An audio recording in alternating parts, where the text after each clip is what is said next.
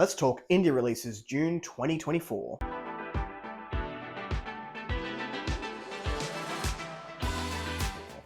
Hello everyone, welcome back to A Fictional Escapist. My name is Kris, and today's video is the indie releases coming our way this very month in 2024. Before we go and check out the releases, make sure you're checking the description box down below for links to my social media and Discord, should you want to come along for the ride. And as always, these lists do not come from me. This one comes from Rob J. Hayes over on his blog. Go ahead and check that out. I will also have that linked down below. If you yourself have a self-published book or an indie release coming out in 2024, make sure you go ahead and save that blog, because you can go ahead and put your books on there if they're in the SFF genres, which is what we mainly read here over on A Fictional Escapist, and then I will give it a video format when it comes out each and every month. Let's jump into the list, shall we? On June 1st, we had a book called The Devising come out by Jacob Sanox, and this is the Dark Oak Chronicles book number 3, and it sits in the subgenres of epic fantasy, grimdark, and sword and sorcery. We've got a very ominous looking blue cover, which I'll put up there, with a horned head looking down over a dark forest. Now, I can't go too much into this one because it is a book 3, and you know we don't want to give any spoilers away for people who do want to go ahead and read the series. I'll just put the cover up there, we can have a look at it, and then we will have to move on. Also on June 1st, we had Shadows Within by Timo Burnham. This is a progression/cultivation fantasy series, and it's called The Silver Empire. This is a book 2, so let's just have a look at that striking red cover up here with some action-packed mayhem by the looks of things, with these 3 characters on the bottom and what looks to be some sort of master looking down at them over the top, and then we will have to move on from that one as well. Also on June 1st, we had The Crown and the Caged God by C.D. Jensen, and this is a book 1 for the series called A Time of Wrath, and this sits in the epic fantasy subgenre, or fantasy genre. Is it epic fantasy as a whole genre? And then there's subgenres. We could talk about that for a while. Is epic fantasy dead? I don't know. Everyone's talking about it at the moment. I don't think so. Let's jump into this blurb and stop me from just talking for no reason, shall we? The Crown and the Caged God says, The Crown and the Caged God takes us on a slightly different journey. While there is a university, it is a much more realistic institution. It says, in brackets, the author is a tenured professor in real life, and his handling of fantasy academia serves as a behind-the-scenes portrayal of real academia. That's always exciting to me. I quite enjoyed that in C.L. Jarvis's books as well. The Crown and the Caged God also lacks a traditional magic. Rather, it asks the natural sciences what magic exists at the fringes of sociological... Yep, I got that word right. Sociological possibility. Those fringes populate a fantasy world in which a mysterious creature is mysteriously attacking. Lastly, The Crown and the Caged God is not a coming-of-age tale. Well, not a first coming of age anyway. Perhaps it's a second coming of age story for imaginative readers whose first age came a while ago, but an appetite for adventure still remains. It sounds quite cute, and it looks like a hand-drawn cover from what I can see up there, which is intriguing. On the 4th of June, we had the next installment of The Last Horizon by Will Witt. This is The Knight, and I know a few people who are really excited about this one, so we'll go ahead and put the cover up there. This is a book number 3, so we'll have to move on, but the tagline says, as the Knight of the Last Horizon, I challenge you. Like I said, I've got a few people that I know of that are quite excited to get to this one. It looks quite fun from the cover, but we will have to move on. On the 4th of June, we had a Lich in Time, a Lich. Someone tell me how to pronounce that word. In Time by H.J. Tolson. This is book 3 of Liches Get Stitches? Liches Get Stitches? I don't know how to pronounce it. And this is also epic fantasy with a bit of horror and progression/cultivation in there. Now, it is a book 5, so I don't want to give spoilers away, but there is a bit in bold here, which I'll read. It says, there is only room for one god of death on this plane of existence, and her name is Maud Greenleaf, spinster of this parish and empress of Ironhearth. That sounds like fun. The cover looks like fun. I don't know. Has anyone read this series? Let me know, because I'm intrigued by the cover, the word I can't pronounce, and also that little bit in bold that we went through. Also, on the 5th of June, we have a author that just churns out books at rapid speed. This is a Tao Wong entry.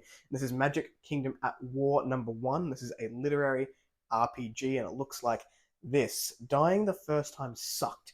Matt's trying to avoid a repeat performance. For Matt, joining Earth's last line of defense was exactly the purpose he had been seeking. Having to save the world after being reincarnated in a magical realm might be enjoyable in a soul-crushing responsibility kind of way. But trading his office cubicle for the battlefield chaos of a 4-by-game world wasn't what he had in mind. The world map is made out of hexagrams, the units are semi-sentient, and his opponents have a head start. As if that wasn't enough, there's no instruction manual for this nightmare. Now Matt's going to have to figure out how to rule a Magic Kingdom at war or face annihilation along with the world he once knew. Tao Wong, like I said, churns out these books. I think he had one in the last list, the Chaotic Aperitifs, or the next one in the Hidden Restaurant series. We've already had another one. There's just a lot of books coming out by Tao Wong. Anyone picking this one up, let me know. On the 5th of June, we had the Crown Tournament #2 by Shami Staval and Ryan Tang, and it looks like this. This is an author I really do want to read something by. I think there is a YA Pokemon-inspired series that I would like to get to at some point, if it's the author that I'm thinking of, but this one looks like it's going to be a lot of fun. It says the Crown Tournament intensified, and as a book 2, I cannot read you any more than that. On June 11th, I know a lot of people have been saying some good things about this one. We have Riven Earth by Zama Amar, and this is epic fantasy, and this cover is incredible. The more you look at it, the more details come to light, and that is something that I really, really love in fantasy covers. It says, the world has stopped turning. Burned by a blazing sun, thrust into eternal winter. Life survives only in the sunset forest. For untold millennia, mankind lived subservient to the Dyads, forced into worship of the Earth Mother, Astia. Then one man ventured into the scorched desert and returned with a secret of fire. His rebellion brought the Dyad Empire to ash. In its place, he founded the kingdom of Heartsong.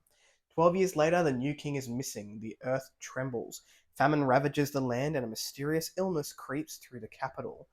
Plots of treason and revenge abound, but as the mistakes of the past bear fruit, men will reap what they have sown. Open now the Book of Astia and learn what has been forgotten. I love that sort of hook at the end of a blurb. It really does get me, and it serves its purpose. I'm hooked. I'm invested. I have this one on my Kindle. Looking forward to reading it at some point. On June the 14th, we have the next entry by Ronit J., who is the author of Help, My Dog is the Chosen One, with a short story collection. This is Abandoned by the Gods, an anthology by the author, and it sits in the grim, dark sphere. Welcome to Advia. I'm hoping I pronounced that correctly. A land abandoned by the gods themselves. The mortals that were left behind built a rich 1,000-year history full of legendary exploits. But history doesn't remember everyone. Written by the victors, written for them, history has a bad habit of neglecting many. This collection features 4 tales of those hapless souls that history forgot. A girl sold into divine servitude who would threaten to change the face of Advia's history. A noble forced into Dakati? I pronounced that word wrong. I need to look that up. Fueled by vengeance, a princess in a forbidden love compelled to make an impossible choice, and an ordinary woman fighting to survive through a mad god king's reign. This collection is an attempt to honor their humanity, to celebrate those who dare to defy norms, dare to thrive despite fate being against them. Welcome to Advia. Your faith will not protect you. I have goosebumps. That sounds really good. I have looked at the author breaking down each one of these stories over on their Instagram, and it looks like it's going to be a wild ride. Also, on June the 14th, we had Deathseed. This is the Werkley Chronicles book number 8 by Sarah Lynn. This is another progression cultivation fantasy series, which I really do need to read more of, and I like this cover too, which I'll put up here, but it is a book 8, so we will need to move on from there. On the 17th of June, we have a murder mystery, which is very low fantasy. Like, it says that it's fantasy. It's been advertised as fantasy. I've read it personally. I don't get a lot of those vibes. I get a historical fiction murder mystery vibe from it, but it is A Killer and a King by Tom Dumrell, which I'll put on there. I'm actually interviewing the author today, the day of filming. It says, Cadriel is the capital of Fermentia and the center of the realm's power, an empire to strike fear into the heart of opposing nations. But could a motivated killer bring the giant to its knees? Prince Leander is frustrated with his present position, always keeping one eye on the future. He's never short of grand plans. But just how true can he remain to his principles, and will the elusive Cadriel killer let him live to see his ambitions realized? In a ruthless land where wealth and power are controlled by only a few self-interested men, motives abound and no one is safe. This one was a lot of fun. Like I said, I have read it. It is a love letter to Agatha Christie and the murder mystery. Bit of a fun murder mystery in there. Not for a few of the characters. It didn't end so well, but I'll let you read it to find out. But the cover is up there if you are interested.